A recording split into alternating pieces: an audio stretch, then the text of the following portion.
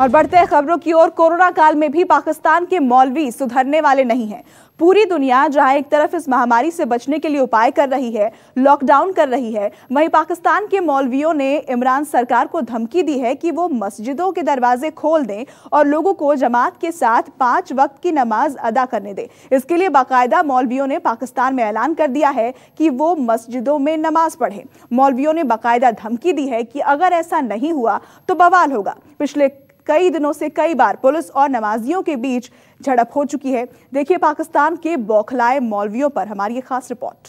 किया जाता है डिस्ट्रिक्ट लोधरा में कोरोना वायरस की वजह से दफा 144 का नफाज हो चुका है।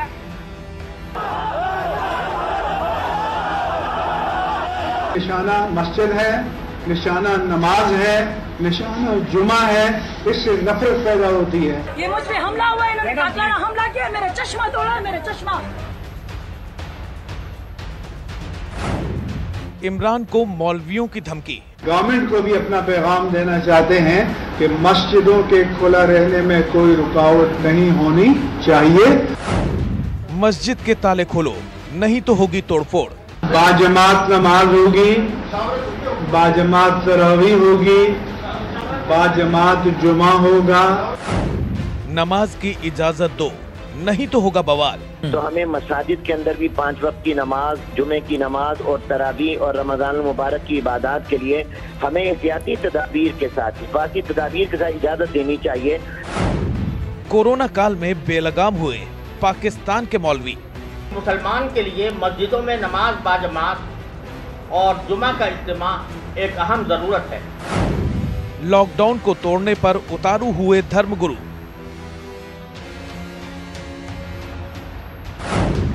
मजहब की आड़ में कोरोना बम बने मौलवी। ये मुझ पे हमला हुआ है। दुनिया के दूसरे देशों की तरह पाकिस्तान भी कोरोना से कराह रहा है। बिगड़ते हालात को देखते हुए पाकिस्तान में भी इमरान सरकार ने लॉकडाउन कर रखा है। बिला जरूरत बाजार में न आए बल्कि घर में रहे। स्कूल, कॉलेज और इंडस्ट्री की तरह मस्जिदों को भी बंद कर दिया गया है। लोगों को घरों में नमाज पढ़ने के लिए कह दिया गया है। लेकिन पाकिस्तान का मौलवी गैंग इमरान की सुनने को तैयार नहीं है। मौलवियों का ये गैंग इमरान को खुली धमकी दे रहा है कि जितना जल्दी हो सके इबादत के लिए मस्जिदों के दरवाजे खोल दिए जाएं और लोगों को नमाज की इजाजत दी जाए। अब हम ये गवर्नमेंट को भी अपना पैगाम देना चाहते हैं कि मस्जिदों के खुला रहने में कोई रुकावट नहीं होनी चाहिए और जहां तक तदाबीर का ताल्लुक है, हिफाजती इक़दामात का ताल्लुक है, उसमें इंशाअल्लाह हम पूरा ताउन करेंगे। मसाजिद की इंतजामिया पूरा ताउन करेंगे। और ये भी अर्ज कर दूं कि पुलिस ने बहुत सी ज्यादतियां की हैं, बहुत से मसाजिद पर की हैं, हम उनकी शदीद मजम्मत करते हैं। उलेमाओं का मानना है कि देश में जारी लॉकडाउन मस्जिदों पर लागू नहीं होता है, इसलिए उन्होंने हमेशा की तरह मस्जिदों में नमाज पढ़ने का ऐलान कर दिया है। ये ऐलान किसी एक उलेमा ने नहीं किया है, बल्कि वहाँ के सभी उलेमा इस फैसले में शामिल हैं। इसको लेकर बाकायदा कराची प्रेस क्लब में इन उलेमाओं ने पत्रकारों को अपने फैसले की जानकारी भी दी। आपको बता दें कि सोमवार को सरकार की नाक के नीचे इस्लामाबाद में ही मुफ्तियों, मौलवियों और उलेमाओं की बैठक हुई थी, जिसमें 50 से अधिक लोगों ने हिस्सा लिया था, जबकि यहाँ ऐसे बैठक करने पर पाबंदी है। पीसी की बैठक में जब लॉकडाउन को बढ़ाने का फैसला लिया गया और कुछ जगहों पर इसमें ढील देने की बात कही गई, तो उसमें मस्जिद का जिक्र नहीं था। इससे बौखलाए उलेमाओं ने प्रेस क्लब में मस्जिदों में नमाज पढ़ने का ऐलान कर दिया। इससे दिलचस्प एक और बात है जिसको यहाँ पर बताना बेहद जरूरी हो जाता है। प्रेस क्लब में पत्रकारों को संबोधित करने के दौरान वहाँ रुयत ए हिलाल के चेयरमैन मुफ्ती तकी उस्मानी और मुफ्ती मुनीबुर रहमान के अलावा जमीयत उलेमा ए इस्लाम के चीफ मौलाना फजलुर रहमान भी शामिल थे। इस प्रेस कॉन्फ्रेंस में यहाँ तक कहा गया कि लॉकडाउन के दौरान देश में बैंक रोज की तरह काम कर रहे हैं, जबकि वो कोई जरूरी उपाय भी नहीं कर रहे हैं। बाजमात नमाज होगी, बाजमात तरावी होगी, बाजमात जुमा होगा, सोशल डिस्टेंस को भी मेंटेन करने की कोशिश की जाएगी। लिहाजा आप मस्जिद के खुले रहने के हक में वोट दें। अगर कि जहां बाहर बोर्ड लगा हुआ है कि no entry for corona virus, सिर्फ मस्जिद में एंट्री है। पाकिस्तान के इन जाहिल उलेमाओं को शायद ये पता नहीं कि दुनिया भर के मुसलमानों का केंद्र मक्का भी महामारी के चलते बंद कर दिया गया है। दुनिया के ज्यादातर देश जहां कोरोना फैल रहा है, वहां की इबादत गाहें बंद और बाकायदा धर्मगुरु ये ऐलान भी कर रहे हैं कि ऐसे मुश्किल हालात में घरों में नमाज पढ़ें। लेकिन ये समझ नहीं आ रहा है कि पाकिस्तान के ये उलेमा कहां से पढ़कर आए हैं, जिन्हें सीधी बात समझ नहीं आ रही है कि सोशल डिस्टेंसिंग को समझ नहीं पा रहे हैं। मुसलमान के लिए मस्जिदों में नमाज बाजमात और जुमा का इज्तिमा एक अहम ज़रूरत है। ख़ास तौर पर रमज़ान में मस्जिद की हाज़िरी और नमाज बाजमात न सिर्फ एक ज़रूरत है, बल्कि इस आजमाइश के मौके पर ख़ास तौर से रुजू इल्लाह ही वबा को दूर करने का एक अहम ज़रिया हो सकता है।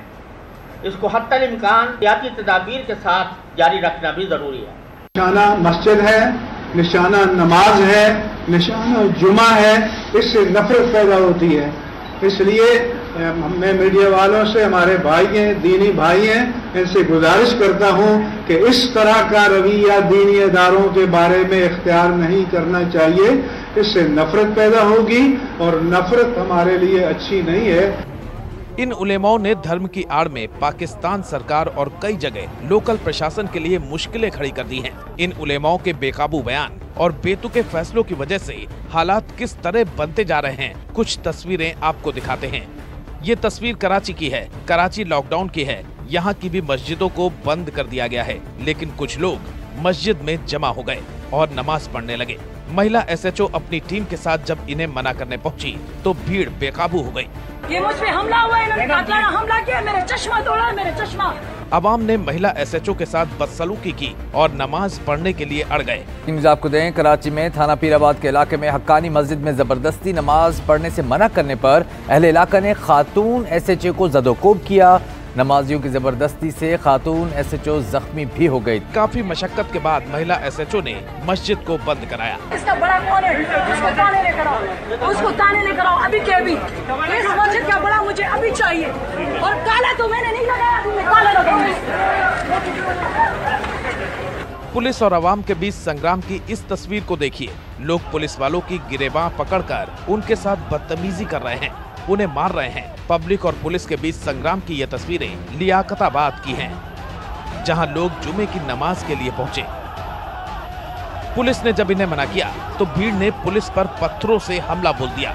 बड़ी मुश्किल से पुलिस अपनी जान बचाकर वहां से भागी और ये सब पाकिस्तान के कोरोना बम मौलवियों के ऐलान की वजह से हुआ।